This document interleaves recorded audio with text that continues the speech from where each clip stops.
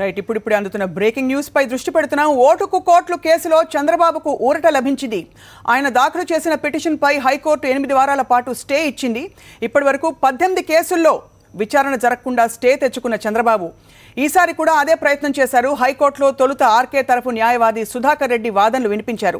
ACB court ఆదేశాలను ఏ court అడ్డుకోలేదని, ఈ విషయంలో గతంలో సుప్రీంకోర్టు ఆదేశాలున్నాయని తెలిపారు. ఏసీబీ కోర్టు అడ్మినిస్ట్రేటివ్ ఆర్డర్ ఇచ్చారని, ఈ కేసులో వాదనలు జరపడానికి తమకు లోకస్ స్టాండ్ ఉందని విన్నవించారు.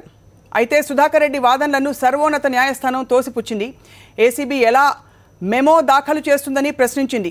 సెక్షన్ 156 ఆర్డర్పై స్టే అడిగే హక్కు పిటిషనర్కు లేదని సుధాకర్ రెడ్డి చెప్పినా ఆయన వాదనతో ఏకీభవించలేదు హైకోర్టు. ఓటుకు కోట్లు కేసులో చంద్రబాబుపై విచారణ జరపకుండా 8 వారాల పాటు స్టే మంజూరు చేసింది. ఈ గడువులో కౌంటర్ దాఖలు చేయాలని సూచించింది. అండ్ ప్రస్తుతం మా సాక్షి ప్రతినిధి వాసు హైకోర్టు వద్ద సిద్ధంగా ఉన్నారు. వాసు, ఎలా అర్థం చేసుకోవాలి ఈ పరిణామాన్ని, హైకోర్టు స్టే విధించడాన్ని?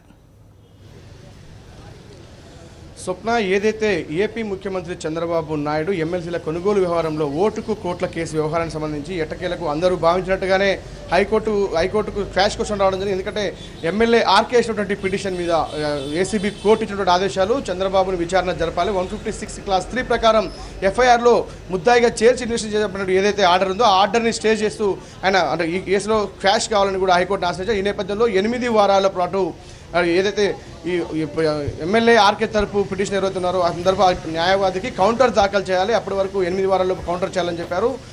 8 వారాల వరకు మాత్రమే చంద్రబాబు నాయుడుకు హైకోర్టు స్టే ఇచ్చింది. దీనిపైన వీళ్ళు ఉన్నత న్యాయస్థానాన్ని ఆశ్రయిస్తామని కూడా ఇప్పటికే చెప్తున్నటువంటి పరిస్థితి. మనతో పాటు మాట్లాడడానికి ఎవరైతే వాదన వినిపించారో పొన్నవోలు సుధాకర్ రెడ్డి గారు, పిటిషనర్ తరపు ఎమ్మెల్యే తరపు సుధాకర్ రెడ్డి గారు చెప్పండి. చూస్తూ ఉన్నాం, ఏ విధంగా చూడవచ్చు, ఎప్పటి వరకు ఈ స్టే విధించారు, అసలు కోర్టు సారాంశం? క్రైమ్ నెంబర్ 11 మీద ఇన్వెస్టిగేషన్ స్టే లేదండి.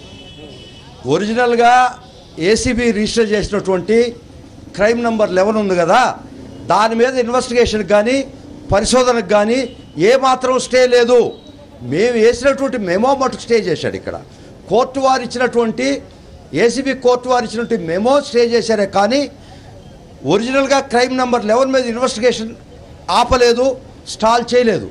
కాబట్టి ఏసీబీ చిత్తశుద్ధితో ఇన్వెస్టిగేట్ చేస్తుందని మేము నమ్ముతున్నాం. ఖచ్చితంగా చంద్రబాబు నాయుడు స్వర్ణమూత తీసుకుంటుంది, వాటిని ముద్దాయించేస్తుంది.